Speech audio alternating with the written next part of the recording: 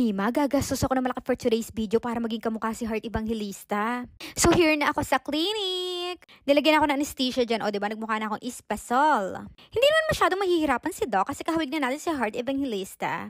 Konting-konti na lang babaguhin ng person. Tas ayan, mamarkahan na ni Doc kung ano yung mga dapat baguhin. O diba, sabi ko naman sa inyo, konting-konti lang. O ayun yung mga babaguhin sa akin. O diba, pak. O hindi naman siya, oh my God. Naparami Mima Balls ko, mukhang pa-overhauling na. Naparami yata yung sulat ni Doc Mima. Parang sinasabi niya na gusto niyang palitan lahat.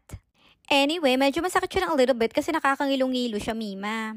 Nakaraos din sa wakas. 35,000 nga pala yun. Haifu siya. At yung isa naman Jotox, yung ini-inject sa akin. Tapos yan, nililinisan lang. And then nakarma ang person dahil tumakas lang kay Jurong kasi ayaw niya ako magpaganon-ganon. Akala niya kasi babaguhin ko yung face lock ko.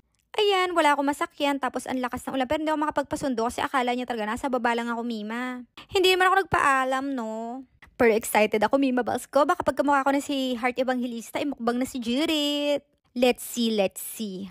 Ang hirap mag-grab dyan. Pero buti na lang binigyan ako ni Kuya Guard ng upuan. Kimi no choni nani nanzanay rakito. Ayan, nakauwi na ako, Mima Balls ko. Nayofak naman, Julie. Oo. Kakahypo mo lang, lumalapang ka na dyan. Di pa ume-effect yung haifu. Naglalalapang ka na dyan. Sayang nga sa lapipipi.